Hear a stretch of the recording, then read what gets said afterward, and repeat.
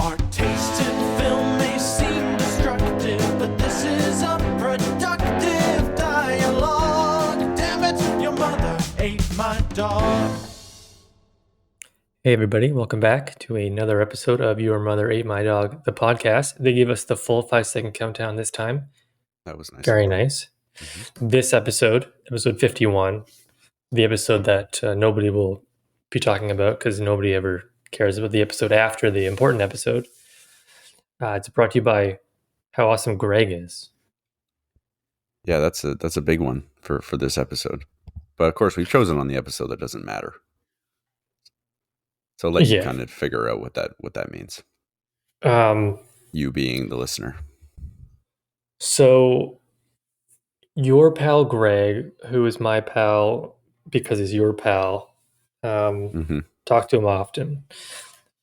He is technically, I guess, sponsoring this episode which is my fault. So thank you, Greg, for sponsoring this episode. And he wanted me to ask you a few questions. Okay. I don't know if you looked at these questions beforehand. No. I saw like briefly, how like your phone gives you a preview when someone sends you a message or whatever, and I just saw that Greg sent a message through Instagram. So that's all I know at this point. Okay. Well, we have one of his questions was about something we've talked about on the show before, which is London Fog, the drink. Okay. Because he just wanted us to talk about London Fogs. Okay. So I'll just Google London Fog here and just kind of talk a brief bit about it. Maybe they do have a Wikipedia. So if you're not aware, London Fog is a hot tea-based drink that consists of Earl Grey tea, steamed milk, and vanilla syrup, invented in Vancouver, British Columbia, Canada. We have bonded over London Fogs in the past. The University of Victoria. Yes. So when it was colder outside and I spent a lot of my time outside, there are two kind of cafes that are near where I work. And I've been to both of them a few times. And on both, you know how you go into a cafe or a coffee shop and you look at the board and because you don't know what you want to order. So you're looking for something that looks familiar, such as the London Fog. Neither of those coffee shop cafes had London Fogs on the board. So I would just order like a hot chocolate. Right. Do you think, and then you can get into why you love London Fog so much, but do you think that Starbucks, you can go to Starbucks, you can get a London Fog? I think you have to order it in a not so direct way. I think you can get all the components, but I don't think they call it that. So you'd have to go in and be like, could I get Earl Grey tea, steamed milk, and vanilla syrup? Grande. Yeah, you'd be like, can I get a vanilla steamed milk with an Earl Grey tea bag, please? It's too much effort. I don't know if London Fog is in their vernacular. Should be. I haven't tried though. In Scotland, it should be. In Scotland, the drink is called a Vancouver Fog. So I was when you were telling me that fact that I had no idea that it was invented in Vancouver. So I wonder if this is like a regional thing? Like, do people know what this is in, Ketchikan, Alaska, for instance? In Scotland, apparently they do. I don't know. You have to go there and ask. I bet it's probably called something. It's probably called something different. Right. Like in London, it's just called the Fog. A fog, right? A foggy doggy, a foggy dodger, something like that. Right. Yeah, something like that. But said with an English accent. Yeah. Do you remember when you had your first London Fog? I don't remember when I had my first London Fog. No. But I do remember enjoying them. London Fog? No, I don't. I can't say I get them very often. Greg likes them, as he sort of Apparently. demonstrated on this very day. You could say. Well, it's getting warmer out now, so hot drinks like the London Fog are probably fewer and farther between. Mm-hmm. It was an odd choice, I must admit. He did ask a second question in the same text. Thank you again, Greg, for reaching out to us. Thank you so much, Greg. Unprompted. What's your favorite kind of donut? Well, first of all, are those chips you're eating delicious, or? I feel like he was hungry and or thirsty when asking. And no, I was just pulling plastic off of something. Sorry. I'm nervous. Oh, well, this seems like the right time to do it. Episode 51. Right. Your Mother, My Dog, the podcast. The plastic episode. No, my favorite kind of donut, probably, well, in my youth, or should I say as a kid, and maybe into my early youth, a vanilla dipped donut was my choice. But as of late, my donut of choice would have to be a sour cream glazed donut. Just so tasty. Would you consider an apple fritter a donut? I consider an apple fritter just a crime against humanity. I've never had an apple fritter. I just know I'm not going to like it. Do you like apples? I'm neutral. You're neutral on apples. Yes. I could take them or leave them. I did Google it, and they do consider an apple fritter a donut. Who's they? But if the donut board? The internet, yeah. I don't know. I just Googled best donut types, and apple fritter was on it. But I think if we don't accept apple fritter, then a good old Boston cream. Ugh. For me, I like the explosion in the middle, or as they call it in Boston. I'm sure you do. The cream. Yeah, the cream, not the explosion in the middle. But thank you again, Greg, for...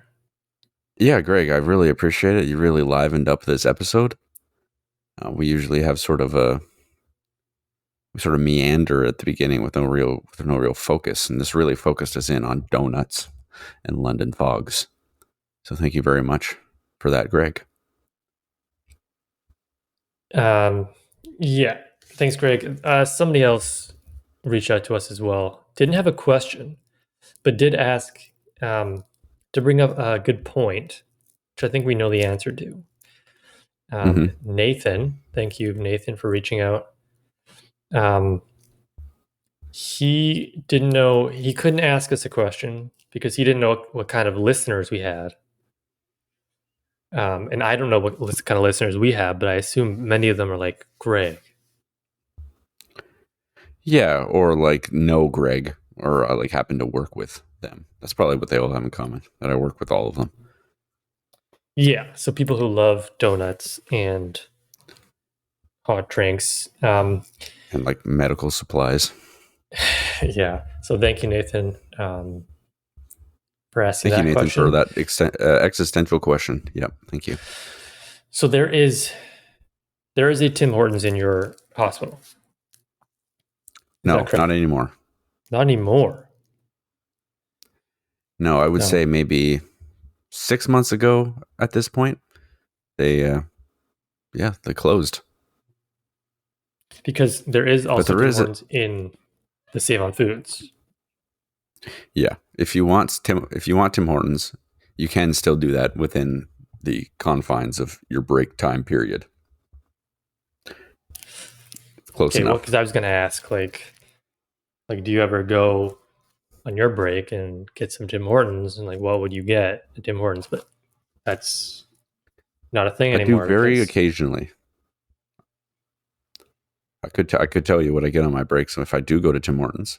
Sure. Since we're on the subject of donuts and such, I would get a steeped tea, usually a triple, 3 sugars, 3 creams, and a everything bagel toasted with plain cream cheese and add bacon. That is my Okay. go-to order. That seems Thanks for normal. that question, Josh. Thank you for writing in to the Instagram for that one. Triple. I think as a youth, I haven't had Tim Hortons coffee in so long because it's just not Mhm. good. So, but a triple is probably what I would have to get to make it good. Well, it's just a tea. I mean, sometimes I get it a double, but if I'm most of the time a triple, just because it's just like a tea, like a sweet tea drink at that point, really. But it just tastes so good. Okay. Well, great. Awesome. How have you been the last 7 days? I've been not too bad. Not too bad overall. Work's going good. Paddling's been all right. There's a race this weekend. Should be pretty fun. What about you? Yeah, good. But I feel like I've kind of been talking a lot, asking No, the I thought hard you. hitting questions. So I just wanted to see if you needed, like, if you wanted to, If I wanted you had like your my own own kind time of to, agenda. right? Yeah. If I wanted to sort of propose any subjects or something of that matter. No, Okay. no, I don't. I mean, I preferably we do this podcast and I say, as little as possible. I just sit here and sort of just go, here and there. And that would be ideal. But I guess since maybe there is a bit of an obligation to say a few words at least, I have managed to do that for 50 episodes and 50 and a half, perhaps. Yeah, 50 and 10 minutes or whatever. Yeah. So 50 in like a quarter. You are a guy who doesn't watch much television. Is that correct? That is very correct.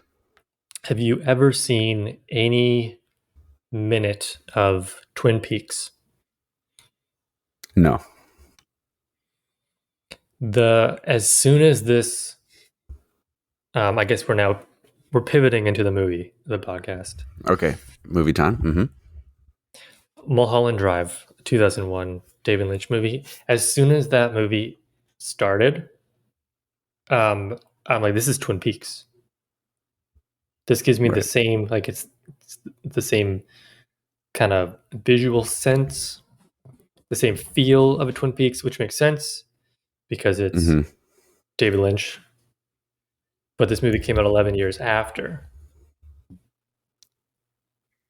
Yeah, there was like a But you wouldn't show, have and got then like, that. didn't they make a couple Twin Peaks movies or something? They did, yeah. It's a show that I've watched the pilot to 3 times, but I've never been able to get to episode 2. Oh, They're so a long. good pilot, I guess, or maybe a bad pilot. That's hard to say. Because it's the show that it's a good show, I guess. It's one for the Pantheon, if you will. But I just haven't been able to get into it. Mulholland Drive, our movie of the week, was originally shot as a TV pilot. Oh, At least the first 2 hours of it. And then David Lynch, when he realized that he wasn't going to be able to get this made as a TV show, he added an ending and then made it a movie because it was originally supposed to be open-ended. well, that's very funny because at the 2 hour mark, like exactly, I'm like, the movie has suddenly changed. So that makes a lot of sense then. I'm not sure exactly Also, if you said that. Sorry, I was just going to say I'm not sure if the ending starts with her waking up as a different human being, but continue. Yeah, I feel like it's changed as soon as like they opened the blue box, which I think was right around 2 hours. But anyway, when you were saying that this was like Twin Peaks, I did notice some things that I will mention later. That this reminded me a lot of the other movies he's made. It's very David Lynchy, I suppose. David Lynchy, I guess, maybe in general mood and atmosphere, but also there was like some very direct similarities to some of his other films. Which of his others have you seen? I don't think I've seen many, if any. Let me just go to his Wikipedia page and find his filmography. Like, I haven't seen Eraserhead. I haven't seen that Right. movie you're talking about, The Lost Highway. Mm-hmm. I haven't seen The Elephant Man. I haven't seen Dune. I have not seen Blue Velvet. I have not seen Wild at Heart. I have not seen Twin Peaks Fire Walk with Me, which is the Twin Peaks movie. I've not seen The Straight Story, and I've not seen Inland Empire, which was the last movie he did in 2006. So this was the first movie I've seen of David Lynch. This was my 5th David Lynch movie. And all are, well, I would say this is like 2 other of his that I've seen. And then 2 kind of stand on their own. But yeah, I've seen this, Blue Velvet, Eraserhead, Dune, and then The Elephant Man. With and Wild at Heart has been on my list for us to watch on here because it has Nick Cage and Willem Dafoe. But 51 maybe movies perhaps in, and I've still no Dafoe.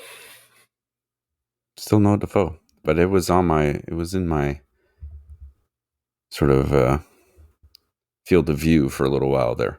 But it could come back. But I got the sense from you that maybe you got a little Nicolas Caged out because we've seen 3 of his now or whatever. It feels like I have to go back and kind of write down all the actors we've seen, but it feels like we've seen a lot more Nicolas Cage than we have. Right. This movie is regarded. This is a Josh movie as well. The guy who's never seen a David Lynch movie picks this movie. It's regarded as one of his best movies, one of the greatest films of all time, not just of a David Lynch. One of the greatest films of all time. One of the best movies since 2000. Before we say anything really about the movie, I didn't get that sense. Right. When 2.5 hours of this movie ended, I didn't come out of it like this was one of the best movies I've ever seen, or it deserved to be one of the best movies ever made. It wouldn't go on my list either. Not to say it's bad. Of course, I don't think you were trying to say it's bad either. But yeah, it's not on that list. It's certainly not. Like, it's going to be probably one of the top like of the 51 movies that we've done, it's probably going to be top 5 for me anyways. But we've watched some, snoozers so far, but that is true. Just kidding. Yeah, I mean, what? No, they're all good movies. This movie was very much felt like a TV movie, just in the way that it was shot, I thought. I don't know what it is, it's hard to like describe that quality of what makes a TV movie feel like a TV movie and a movie meant for the screen. But it definitely felt like a TV movie. Yeah, it was like the filter they use or something. Yeah, it is something like that. Was there like music too? Sometimes when they put like music, I think there was a lot of music in this movie. When they do that, it seems like, I don't know, less quality. Right. There was there was definitely some music, but it was mostly like the score. So I mean, I guess you can call that music if you like, but that's what I meant. Yeah, the score. That's part of the reason that I liked this movie. That was part of it. It's something he's actually pretty good at from all the other films I've seen of his. Yeah, Twin Peaks. I'm not surprised that was okay. Yeah, very good at creating mood with the score, especially like suspense and like confusion. He was nominated for a best director for this movie at the Oscars, which, I mean, we didn't talk about the Oscars that just happened. We Right. did It watch did one just movie happen. that exploded. Um, Yes, it did win most of the awards. So that was kind of fun. going going back I to can't recall the last time I watched the movie that won Best Picture, like before it won Best Picture. episode came out in July. David Lynch lost to Ron Howard for A Beautiful Mind. Mm. I have seen that movie. Nope. Have you? No, It is have pretty not. good, but not as good as this. Sorry, Moose has arrived. Yeah, so Everything Everywhere All at Once. You gave it an 8 out of 10, but apparently it was good enough to win Best Picture. I guess so. I mean, it is a very solid film for sure.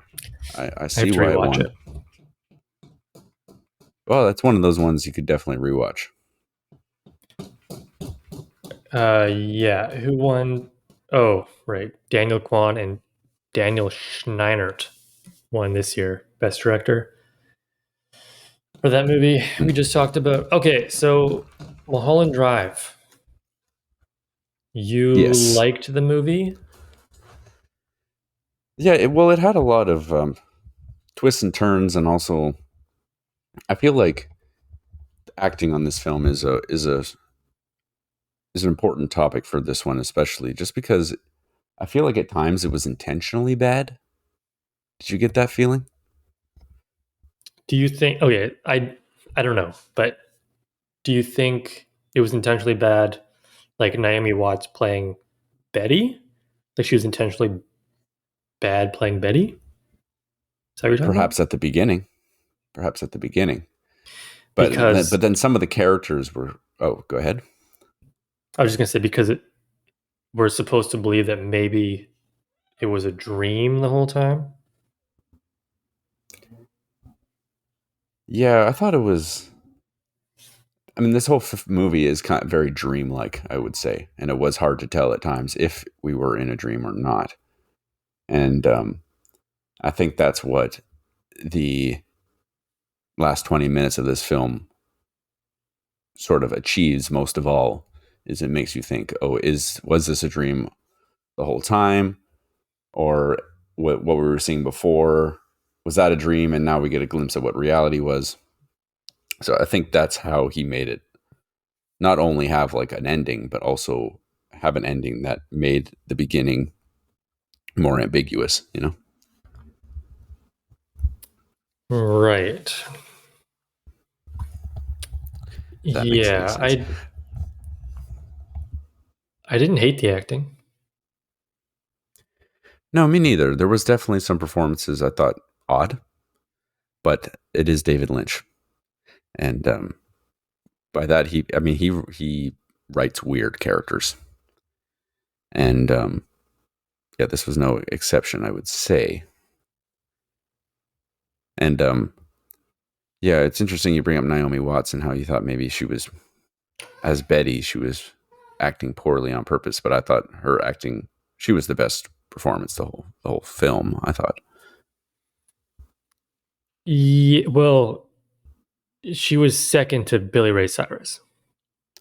Right, you can't forget about his part. That was really weird to see him in the movie, but yes, it was overall well acted for sure. But it did have like a strange campy acting element as well at times. But I think it was intentional. At the beginning, it kind of gave me Pulp Fiction vibes as well. I don't know if you got I that. could see that. It Just how was like this. every character has like its own story going on, and then they eventually meet up. Mhm. Yeah, this was weird. It was like, I would say in the first 20 minutes, I was I felt like I was in for a long movie that I was not going to enjoy. But then it kind of did like a 180, and all of a sudden it started getting very interesting. And then that's what I was saying. Like I felt like at the beginning, especially the acting felt off and like bad. And at that point, also I was trying to figure out like, is this bad on purpose, or am I just sort of missing the artistic direction? Am I missing something? But then when it did that sort of 180, and then I started making sense of like what he was maybe trying to do, and the performances got really good, and yes, the story got interesting. So I thought that was neat. Maybe it was the two old people in the car smiling that made it feel like a TV movie. Don't know if you remember that when they dropped her off Right. at the airport, and then they just got into the car and just were smiling all weird. Yeah, that was odd. And then, well, they showed up at the end too, which was weird. Yeah, Which I guess that made it a little more clear that the ending was perhaps a dream or something like that, and maybe not so much the beginning. But anyway, that wait. was interesting. So you're in the her as Diane is the dream, and not her as Betty is the dream. Yeah, that's what it seemed like to me, but I think that's probably intentional. That is a little hard to tell. Yeah, I think I might be in the other boat. In the her her as Diane is real life. But again, Okay, agree to disagree. it's yeah, this movie, if I were to sort of compare it to some of his other films, it's like Eraserhead and Blue Velvet kind of combined. Probably a little closer to Blue Velvet, which is a very strange movie, and it's about murder and sex and really weird, strange people. I guess that was kind of like this. Eraserhead is more like, I mean, you can definitely tell it's his first film, but it's mostly just weird. It's just like weird to be weird. That's probably but it is probably my favorite David Lynch movie. But also in those two films, there's like a very big emphasis on, or like a particular scene where a woman's on stage singing, which is what I was alluding to before. In Eraserhead, there's like this woman in a radiator that's singing. And Blue Velvet, Isabella Rossellini sings. She's a singer. And then, of course, this movie, that strange live performance scene. Interesting. Yeah, I thought it was. I can't say that this movie gave me made me want to watch more David Lynch. If I, knowing you, I think the one you'd like the most would be Eraserhead. Blue Velvet, I could see you possibly liking. I wouldn't watch Dune. I don't recommend it. It's not very I good. watched the if you're new asking. Dune. Right, as most people did. I don't think you would enjoy the original Dune. At least I didn't. And The Elephant Man is a good movie, actually, but it's a bit more serious and less weird. Hmm. So yeah, I thought Justin Theroux as the director was pretty good too. He was yeah, interesting. you're right. He was, yes, he was like he played. I mean, this is not an uncommon thing for directors to do. Is like put a character in the film that's supposed to be them. I think perhaps maybe not so much what was the director's character's name in this movie? Adam. Adam. Adam, it felt like Adam might have been me for a lot of it. Like when people were being really weird to him and he was just like questioning why everything was so weird. It was kind of like, that's kind of what I'm feeling. And so I thought that part was interesting. I'm assuming that was on purpose. Everything's on purpose. Everything. With David Lynch, of course. The cowboy did not he have likes, eyebrows. No, he did not. He did not. But there was like, yeah, there was a couple times where Adam was like, what the hell is going on? This is like so strange. So that was probably what, yeah, David Lynch maybe thought the audience might react.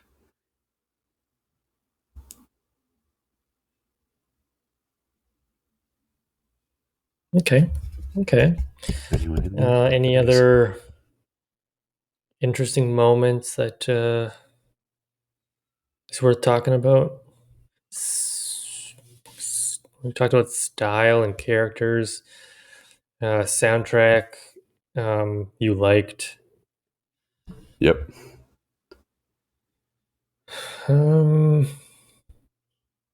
I mean, it is a pretty like Mulholland Drive is a movie that I've heard of a lot, but didn't know what it was about. Yeah. Not even in the least, which is why I wanted to pick the movie. So in that sense, it was successful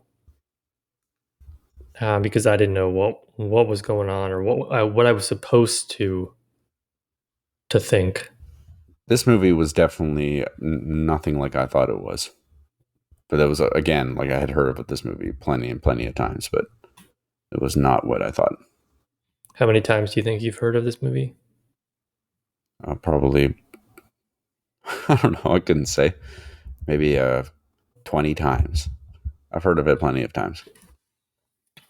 I just So never when got doing around to it. research for this movie, there was a card in the original DVD release of this movie called David Lynch's 10 Clues to Unlocking This Thriller. Have you heard of these 10 clues? No. Okay, no, I mean, I don't know if it'll make sense now. You did watch the movie today, I would assume. Yeah, I ended probably But 45 minutes ago. Or an hour ago, did maybe. you eat dinner? Yeah, I ate dinner. I had... You had pierogies? No. No. You had a frozen lasagna. I had eggs on rice. Eggs and bacon on rice, actually. Interesting. Mhm. So clue one is pay particular attention in the beginning of the film. At least 2 clues are revealed before the credits. So I guess in the beginning of the movie, before the credits start, are just a bunch of people dancing. Yes. And there was Which like a has to country do, theme. yeah, I guess, I think was it Diane? Somebody's character got famous because they did the dance. Can't remember who it was, but that I think is related to that. They named the dance. I can't remember the dance name. Hmm. Leave in the comments. Clue 2 is notice appearances of the red lampshade, like when the red lampshade shows up. Do you remember Oh, seeing a red lampshade? I did not clue into the red lampshades. Well, wait. Clue I do kind of remember that. I feel like every time it switched like tenses, like when I'm like back and forth, I feel like there was a red lampshade, but I could just be imagining that. Clue 3 is can you hear the title of the film that Adam Kesher, the director, is auditioning actresses for? Is it mentioned again? The I name don't remember the of name the of the film film. is like the Shelley North movie or something. The Sylvia North story. Is it mentioned again? Yeah, they do mention it again. I don't know why how that's a clue. But maybe he's just trying to mess with. Honestly, he could very well be. He's a strange guy. He could just be doing that just for the hell of it. Clue 4, an accident is a terrible event. Notice the location of the accident. Well, the location of the accident was on Mulholland Drive. Right.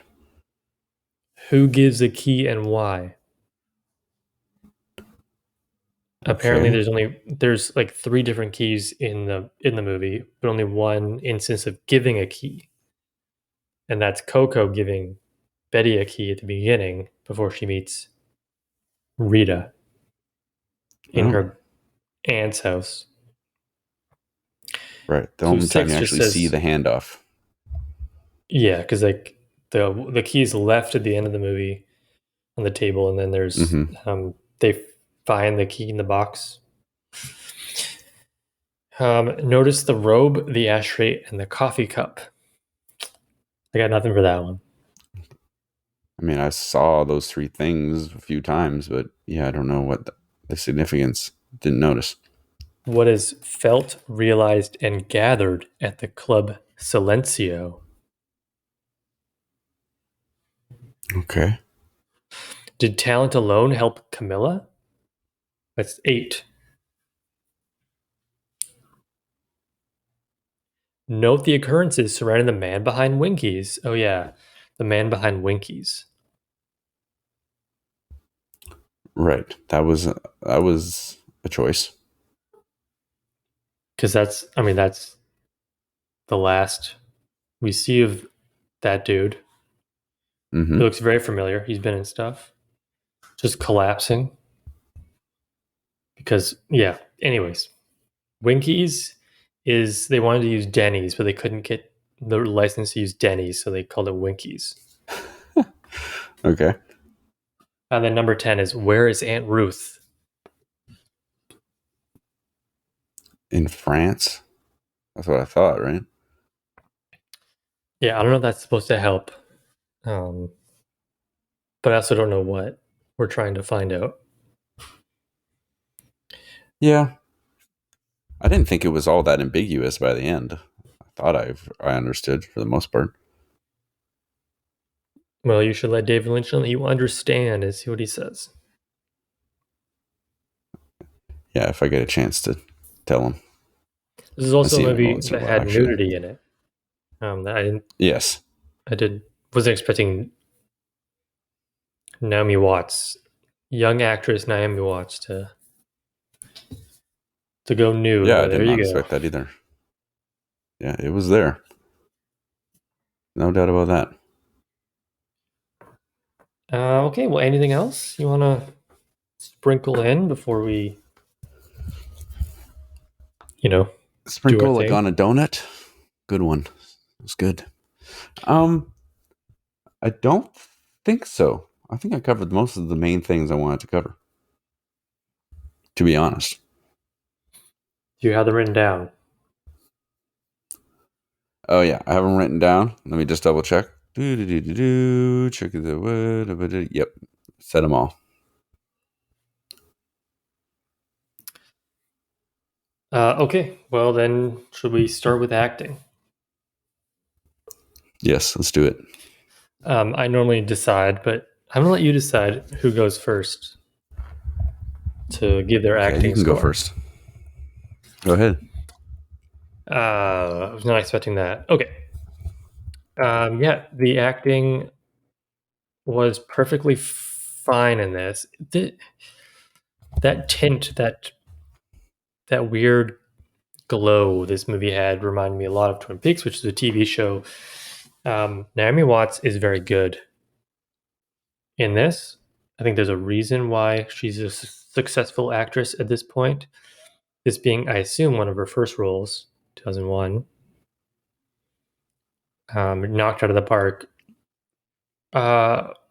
Rita, or Camilla, played by Laura Herring. Never heard of her before. I thought she was fine. Yeah. This movie passes the Bechdel test for sure. Sure does. Justin Theroux as Adam Kesher, the director. I thought he was fun and interesting. Billy Ray Cyrus, I wanted more of him. The cowboy, I don't know about. I don't know. Don't know about the cowboy. Right. Could have left him out. The two detectives, they're credited at the opening, the opening credits. Robert Forster, one of the detectives, he's credited, but he's one scene, and then that's it. Yeah. So maybe they thought he's going to have more of a bigger role than, much like TV shows, just get written out, whatever. I give acting a 6.5. Okay. Yes, that's very fair. Thank you. Not too far from me. I thought Naomi Watts was quite excellent, actually.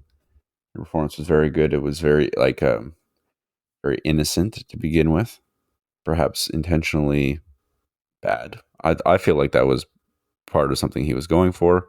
Maybe she just did a poor job at the beginning, but I really don't think so. And then yeah, lots of progression through that character and lots of changes in a short amount of time, but done very well. Laura Herring, as you said, I thought she was just okay, and those are the two big performances, obviously, and they influenced my score quite a bit. So one excellent performance and one pretty okay performance. I gave the acting score a 7 out of 10. Okay. 7 is very close to 6.5. It is very close. Okay, and then now you can decide who goes first for ending. Okay, you go ahead. Okay, so we're the ending. Does it start with her waking up in the bed as Diane? That's what I would say is the ending. Yeah.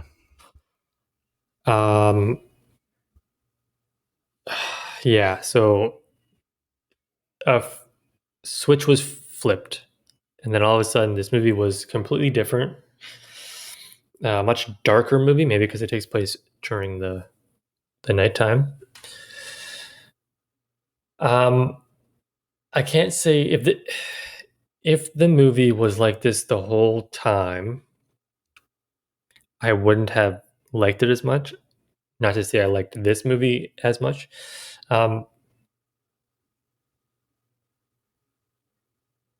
Like it felt so weird. It's like it's just a completely different movie than what we were watching, which caught me off guard, and maybe I couldn't enjoy it Mm-hmm. as much because I was just mad.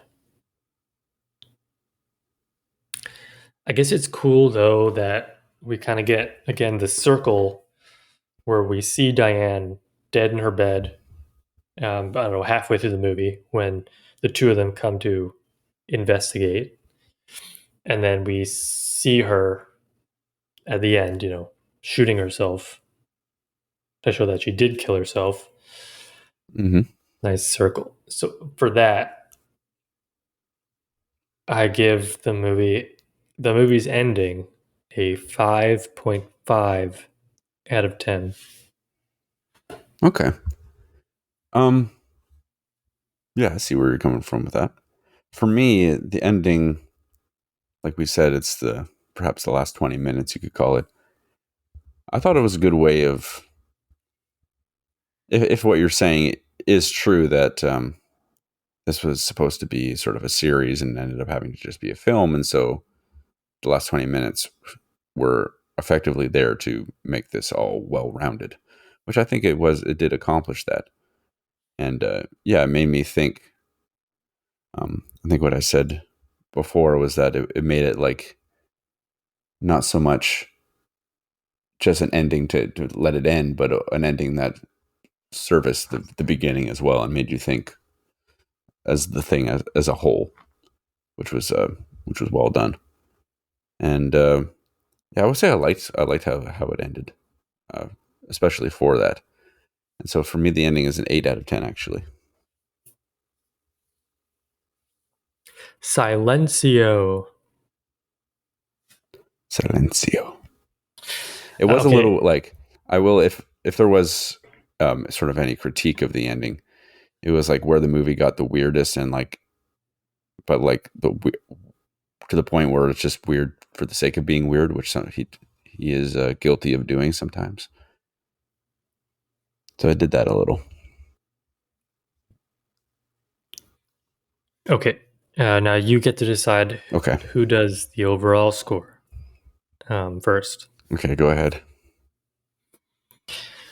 Okay, so my first David Lynch movie, a psychological thriller called Mulholland Drive, which earned him a lot of accolades in the directing world. Mm-hmm. People love this movie. I maybe I will go and watch other David Lynch movies. Maybe I take back what I said earlier. I should watch episode 2 of Twin Peaks to see what happens to poor Laura Dern. No, Heard not good Laura things. Dern. Because apparently the actress who plays the main character, well, the main, spoiler alert, dead girl in Twin Peaks, is in the audience. Is in the audience for the last, like, the singer who collapses. Okay. Hmm. But this movie was 11 years later. Anyways, it was an interesting film. It was boring, but then it also was intriguing. I didn't really know what to think. I'll go back and watch another David Lynch movie. I think maybe if I had watched more David Lynch movies, I'd have more of appreciation for this kind of style.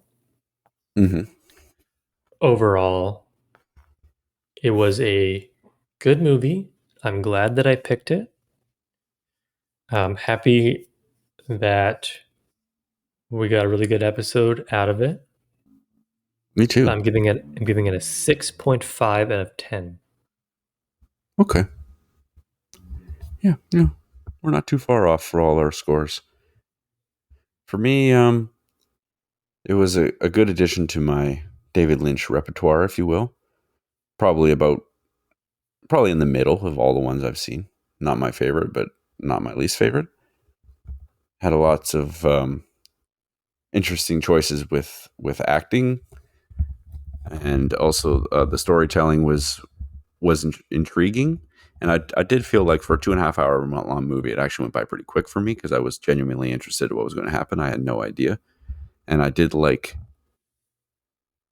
where the weirdness was going most of the time. I did feel as though, like I said, sometimes it was being weird just for the sake of being weird, but it wasn't too guilty of that.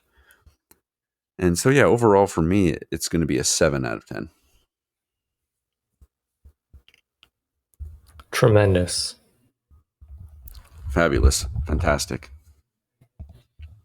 So you think Mulholland Drive is just as good as The Unbearable Weight of Massive Talent? Yep. What about Rashomon? I think this is a little better than Rashomon. What did I give for Rashomon? A 7. A 7? Oh. Different movies. They're different movies. Well, I don't they're know hard to to compare. I gave Putting me on the it the spot same a score as little. I gave it the same score as Dark City, which I think is fitting. Oh. Similar movies. Better than Dark City, brother. Well, you gave it Dark City a 6.5 as well, so it's only 0.5 better than Dark City to you. But Yep, and that warrants that reaction. 6.51 from Mulholland Drive. 6.51, just that 0.1, 0.01. Yeah, great choice, Josh. Thank Can you. I say you got a knack for this? Thank you. You're welcome. Only took 51 episodes. This is a rare time in our podcasting career where I know like the next 4 movies I'm going to pick. I just got a big string of movies that are all like, yeah, that's the one, that's the one, that's the one. So I know what's coming up for a while. That's the way to do it. I should probably maybe do the same thing in a bit. Maybe not though. It's fun to, pick last minute. Sometimes that's kind of how Mulholland Drive came about. Mm-hmm. That's how I'm sure many of your movies have come about. Ghost Rider for sure. Oh yeah, yeah. Some movies Idle I pick Hands while for we're sure. while we're recording the podcast. So, but no, I know for sure what next week is and the one after. Are you going to tell the people what next week's is, or are you just going to keep it a secret? I'll say it's a movie from a trilogy, but it's not going to be the first one. I think it's a trilogy. I actually don't remember. I think there's 3 movies. Yeah, I've made 3 sure movies. This is the one Yeah, okay. There's 3. This is the one I've heard of the most out of the 3. And I made sure you didn't have to have seen the first one for this movie to make sense. It's a standalone, and that's what we'll be watching. It came out pretty near when this came out. I think probably maybe a little after. It's 2004. If I were to get, okay, that makes sense. Yeah, and this is a movie I've just heard of a million times and have never watched. And I Great lead need actor. to remedy that. Yeah, that's a statement. I would He's like say the Nicolas for those, Cage of bigger guys. Nicolas Cage of the bald Nicolas guys. Cage of bigger guys. Yeah, bald bigger guys. That's exactly what I was going to say. Okay, great. Well, I look forward to it. I should probably see if it's on anything before we go too further. I think you can rent it on YouTube or something. Chronicles of Narnia. Whoa, don't give away too much. Can rent it on YouTube? You can, yeah. Yeah, I do that sometimes. I don't know if this is a movie you want to rent on YouTube. No, who knows what that'll do to your algorithm. I'm not going to say anything else about it because I know you hate when we spoil it. But have you seen The Boys? No. Have you seen Umbrella Academy? I watched the first 2 seasons and watched the first episode of the 3rd season and realized this is not going to be for me any longer. Okay. Do you know who Keith David is? Keith David. The voice of Keith? Master Chief. Okay. Yes. What's it? Is he in this? Is he? Apparently. I don't know. Maybe. Okay. All right. Cool. All right. I'm just going to quickly see if we have any other questions before we can go. Instagram.com. I don't have to prompt you. You're allowed, listener, to send us questions at any time. Oh, please do. And likely they will be addressed. Very well, kind of. I don't know. Maybe. There was one account, I don't know if you saw this, from a few days ago, that just sent us a link to a Reddit. Yeah, I did. I didn't click it though. I clicked it and it's just like it's just a Reddit thread about the movie Scream 6. Oh. Well, that's helpful. Thank you to that listener. Well, it's a spoiler. They probably don't listen. It's like takeaways from the movie. Maybe they wrote it themselves. Sent us a spoiler? Yeah. Okay. Well, that's an interesting. Thank you. I accidentally liked it. Oh, Oops. Boy. Well. Talk about algorithms. That's just sending us right over the edge. Okay. Well, no questions. That means no answers. So I guess, this is the end. Gotta be the end. It's that time. Yeah. Say no more. Thank you so much for listening. Thank you so much for being you. Thank you for being you. Indeed. See you later. Toodles. You've made it to the end. Yes, you've made it to the end. The podcast is done.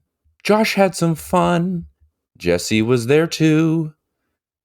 We'll see you next week. What movie will it be? We're happy to have you. Goodbye.